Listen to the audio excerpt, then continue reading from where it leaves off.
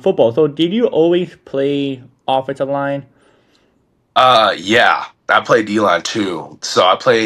So all little league I played D line, and all of middle school I played D line, and then in high school I tried to play a little bit of D line, but then the O line coach saw me. He just yanked me out of it and made me play O line all full time. Mm. So little league in middle school I played O line and D line because I was just the biggest kid. I always been just the biggest guy. Um, but when we go to a college campus, oh my gosh, these dudes are humongous. These O linemen are humongous. I don't know. But yet again, yeah, I played O line about my whole life. So I mean, you can always like, I mean, even in college, you see certain players and they like switch to a different position. Like you saw, what's his name? Man, he used to play for the Raiders, and he played quarterback in college, and then he ended up being a punter, I think. Tyrod, no, not Tyrod Taylor. I forgot who it was, but he used to be a quarterback, I think, in college or whatever, and then he ended up being a really good punter, and then they put mhm. him as punter. But you see certain players like that, like even the NFL, which is a different position, like Tim Tebow, even though it didn't pan Yeah, out, switch. So who knows? Maybe they can like see you as a defensive line later on down the road, or maybe some colleges talked to me because they wanted me to play. They were interested in me because I looked like a D line. I looked like a D. I do look a little bit like a D tackle. mm-hmm. But New Mexico State coach, my O line coach, Coach Canova, he definitely likes me a lot. I don't know if he wants me to play D line. I don't know. I mean, hey, we'll just Never know. see. Yeah, just gotta wait and That's, see. I mean, the it's not. disability's availability. Yeah, I think football is not as hard to get used to a new position than, like, say, baseball. Well, not bad. Say, yeah, I would say baseball, because baseball is like if you played outfielding and all right, cool, but then you play first baseman, you're like, whoa, different glove, A different. little different. If you want to pitch, I'll forget about that. That's even 10 times longer to get used to. I don't know. So, what was it like making transition from JV to varsity at Jersey Village? The biggest change. Uh, Sophomore year, I played a few games of junior varsity Hmm. because our staff, they were like, I was kind of on the bubble. Like, do we want to move you up, or do we want to keep on like making playing JV? Uh, Eventually, they pulled the trigger, made me made me play varsity. I got on varsity. I wanted to be on varsity so bad. And the first game I ever played was against Cypress Springs. Man, that was a rough game. That was a rough day overall. They had this humongous D tackle, no nose guard because they played a three front, 99. I was playing guard, so I was trying to. We had a duo block, me and my center. I tried to move him. I couldn't move him. He wasn't budging. Like it's ridiculous to say that, but I honestly couldn't move him. It was all my center's work. He was doing all the work for me. And then we got in pass pro, and we were calling out their protection. I saw one of the linebackers kind of walk. He was walking up. Hmm. Um, so I set because I thought he was going to rush. He backed into the coverage. I saw the D tap. I saw the nose guard. He went right past me like my left, and he sacked our quarterback. And it was all my fault. It was all my fault.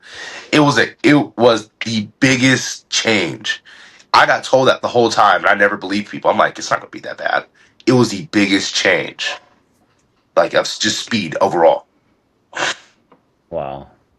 I mean, that's the thing. I mean, you're versing guys who are 10 times bigger. I mean, like you, like I remember when I was in high school, like I'll be seeing dudes that are like 6'8", like a grown man, and I'm like, yo, how this dude a junior? What? Yep, What genetics you put in this kid? Like, what? I did an interview with Ezekiel. That's kind of thought the same thing. When we played Langham junior year, I Mhm. was playing center. I think I was going against him. Longest arms I ever seen in my life, probably. Yeah, I saw videos, especially him walking next to the rest of the kids. I'm like, Yeah, is that AI or is that really him? ridiculous. Or another guy from Cy Falls, Kenny McCarthy. He's not as tall as you would think. He has super long arms too. Wow. So I mean, like, I don't know. He makes it up somewhere. Hey man, genetics. What are you gonna do about that? You know, I mean, Can't beat it. I wish I had that. I would be dunking right now in the NBA. Oh, yeah. So how did you develop into starting off as a lineman? Like, who helped you? I know you said your coach, one of your coaches, helped you. So Was one it? of my private trainer, Keith Wagner, literally, I just instilled all my trust into him. I was just grinding with him all the time, and then now here I am. That's kind of how I just developed to start. Mhm. It's just a lot of work outside of school. If you do not work outside, if you don't work hard in school and outside of school, nothing's gonna happen. You can work the hardest you can work in like at school. So like the off season, in season, spring ball, fall camp. But if you don't do anything outside of school, nothing. I don't think a lot of development will happen. And I don't know. I just don't know what to say. Like that's where I don't know. Oh my I mean, gosh. yeah, you gotta put the work in. If you don't put the work in, you don't get where you have to be. I mean, Exactly. that's the thing people realize. Oh yeah, I can definitely get, bro. No, you need to put the work in. Like you know how bad I was trying to dunk a basketball, and I had to do box jumps every single week, and even at gym class, touch the rim, and I was able to actually dunk because I was always working on it. It's just you have to put the work on. You can't just sit there on your butt all day and realize, oh yeah, I'm gonna get signed. No, like no. Like the process to me committing was a long road, and a Mm-hmm. lot of it Mm-hmm. was grinding in the dark. Mm-hmm. Now, as for uh, you earned your first team all district honors. What did that Mhm. accomplishment mean for you? Meant a lot. Meant a lot. It just meant that really meant what I thought. Like as we were waiting for Cy Falls to either win the chip or lose, I was like, man, I wonder where they're gonna come with district with the rankings. I'm like, I gotta be first team all district because junior year I think I had a phenomenal year. I think I did really good that year. Um, and then when I saw that, it kind of just showed like all the hard work I put in just pay off right then and there. Because we got some good alignment in our district, to be honest. We got some great alignment. And now the fact I was first team all district, that solidified me as really good alignment, and all the hard work you put in pays off. Mm-hmm. Now, since that hard work paid off, what was one part of the game that you worked on the hardest to improve to get to that?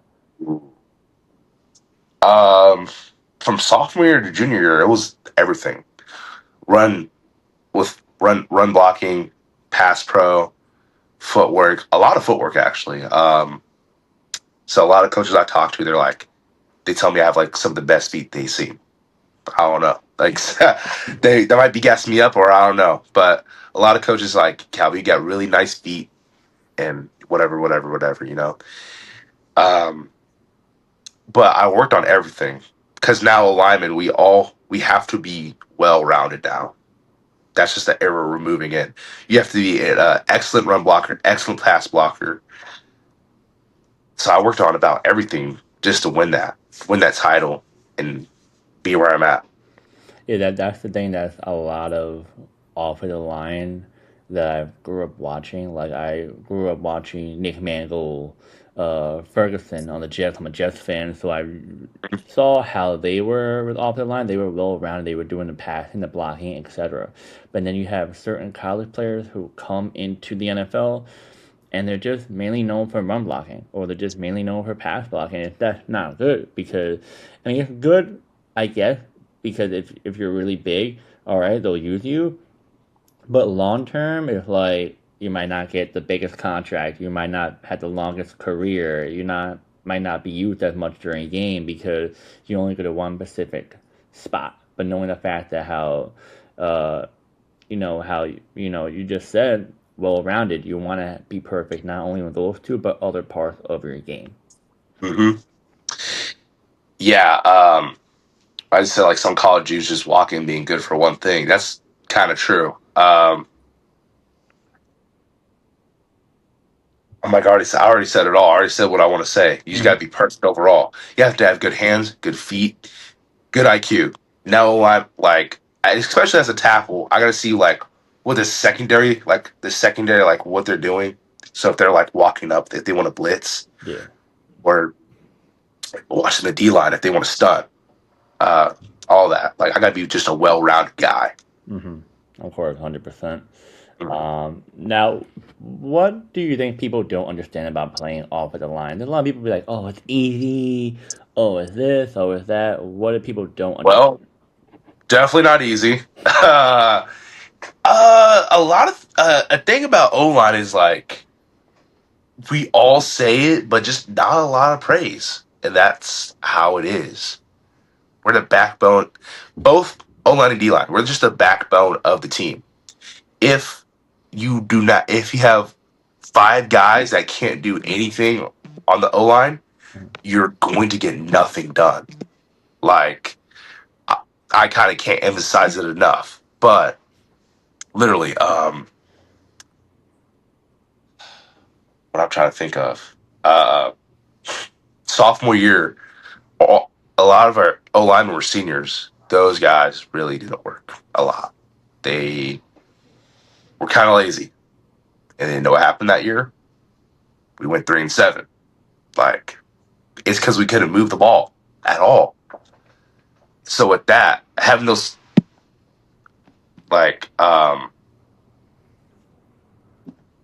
it's just a lot of work. It's just a lot of actually as a lineman, a lot of things that we don't know. A lot of things that people don't know. Keep it on weight. So like I'm 300. It's kind of hard, man. Uh, Especially life after after football. So like you see all these old linemen like lose all this weight. Like they literally look like there's a new body now. Mm-hmm. Having this weight is horrible on your body. I would say it myself. A lot of knee problems. I would say so. I know a lot of linemen, like older and younger, all consistently say knee problems. But that's kind of two things I already said. But two things about linemen that people just don't know. Yeah, I mean that's the thing about all. That's why you see so many old linemen wear those knee braces and stuff while they're on the. But also, it's the turf. Yeah, yeah, for sure. Yeah, I don't know. I don't want to get into that. We'll talk all I day. agree with you. I agree with you. But I get it. It's expensive. But come on, fix the grass, bro. Like, come on. Turf's cheaper.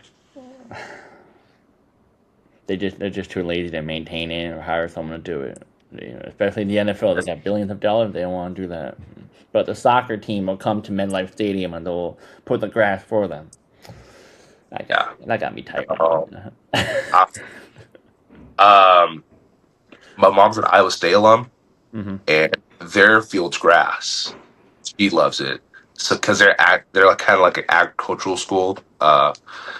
Because obviously it's Iowa, they do a lot of farming over there. Mm-hmm. So she's like, oh, I wish, but like me and my twin brother, she's like, oh, I wish y'all would go to Iowa State. You got such a great field. This is, as I said, is grass. Like it's kind of harder because they always maintain it. Really nice field, really nice field, and obviously there's less injuries like knee, ankle, all that. Yeah, because that pressure, you're like pretty much digging your foot into concrete. You're not really digging your foot into grass and dirt. So it's like that's gonna It's not AstroTurf. It was like literal concrete. pretty much. So do you enjoy run blocking or pass blocking more, and why? Both. I love both. I love run blocking. When you run the ball, basically against somebody's will, when you actually run the ball and it works and it's effective, you got like 10 yards, 15, 20 touchdown, a touchdown run is the best feeling in the world. And now the same thing with pass blocking. If all five of us, all five alignment are in sync and we got phenomenal pass pro, our quarterback can do whatever he wants. He Wow.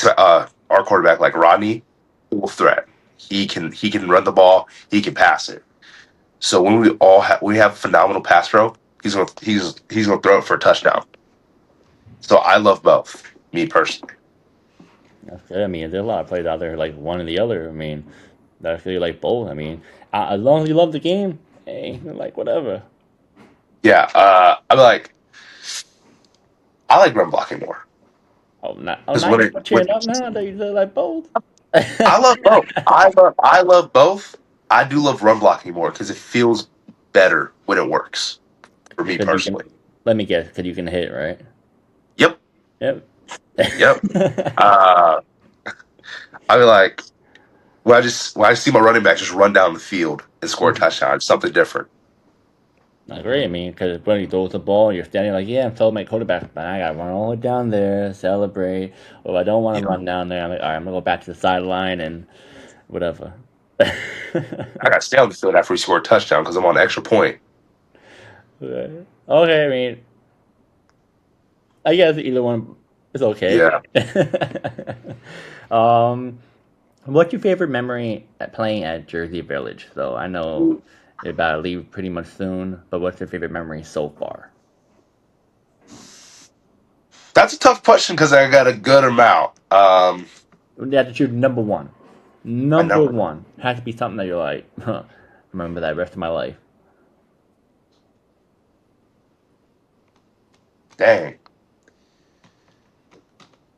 dang, dang. You got me thinking now. Sophomore year when all the guys were about to leave. No, we did. It was like we did team bonding at one of my teammates' house. I think almost the whole team was there. I will never forget that because we were all like just together talking, eating, having the greatest time. And then during that, almost the whole line went out with our quarterback Brock to go get ice cream. Like I'll never forget that. That was like top. That's my number one memory. I'll never forget it. That's dope, man. Yeah, that's the thing about high school. Yeah, you gotta cherish moments. And yeah, as much as high school can be boring, there's a lot of good times, and especially Oh, those certain moments, especially playing sports, is something that you're definitely gotta cherish it with you for the rest of your life.